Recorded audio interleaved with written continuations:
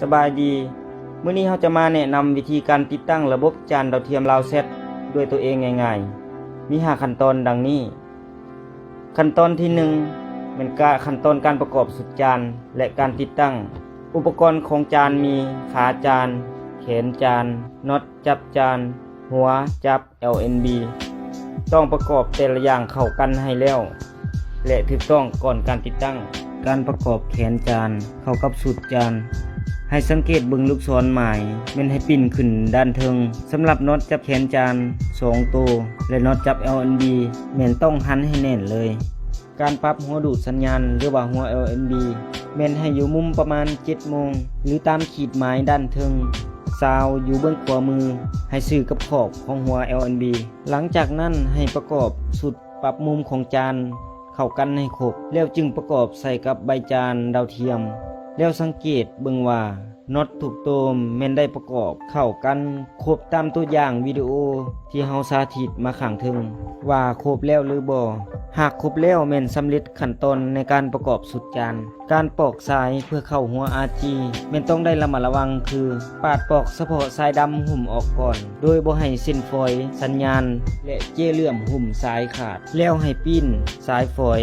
และเจี้ยเหลื่อมหุ้มลงด้านลุ่มจึงค่อยปาดปอกสั้นขาวหุ้มสายสัญญาณออกหลังจากนั้นจึงค่อยหันหัว RG เข้าให้จำขอบด้านในของหัว RG ส่วนสายทองสัญญาณแม่นต้องได้ตัดให้พอดีบ่ยาวและบ่สั้นจนเกินไปขั้นตอนการสำรวจหรือซอกหามุมบ่อนจับสัญญาณจันทร์ดาวเทียมลาวหากท่านมีสมาร์ทโฟนแม่นสามารถโหลดแอปเข็มทิศมาเพื่อเบิ่งมุมของจานแม่นอยู่มุม 128.5 SE หรือว่าทิศตะวันออกเฉียงใต้แม่นทิศทางสัญญาณของจันทร์ดาวเทียมลาวหากสัญญาณอ่อน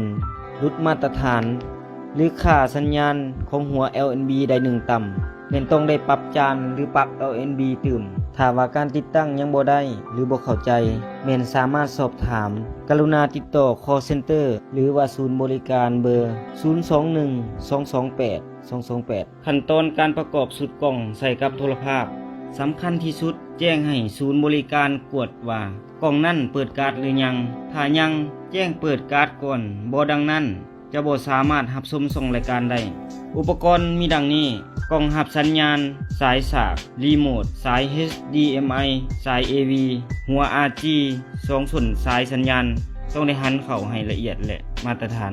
สาย HDMI หรือว่าสาย AV เนาะที่สำคัญแม่นยิงตามรุ่นโทรทัศน์ของลูกค้าเฮาบ่จะเป็นต้องเสียบใส่ทั้ง2สายพร้อมกัน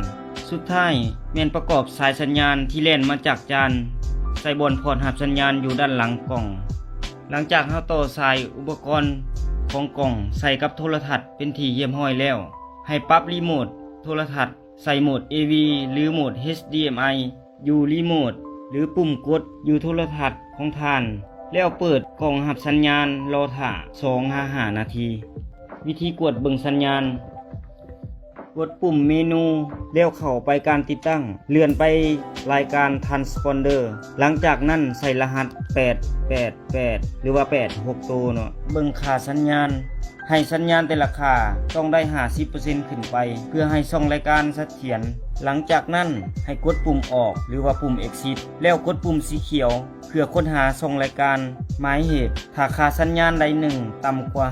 50%ต้องได้ปรับจานหรือ LNB คืนใหม่ถ้าบ่ดังนั้นจะเฮ็ดให้ส่องรายการบางส่องกระตุกคล้ายคือกับแผ่น CD ข้างแบบที่2หรือว่าเข้าไปตั้งค่าโรงงานคืนใหม่รหัสกล่อง0000หรือ1234แม่นอิงตามรุ่นของกล่องรับสัญญาณลาวเซตถือว่าการติดตั้งสำเร็จสามารถรับชมส่องรายการได้เป็นปกติถ้าหากติดตั้งถูกตามขั้นตอนที่สาธิตมาข้างถึงขั้นตอนในการปรับรูปภาพให้เต็มจอ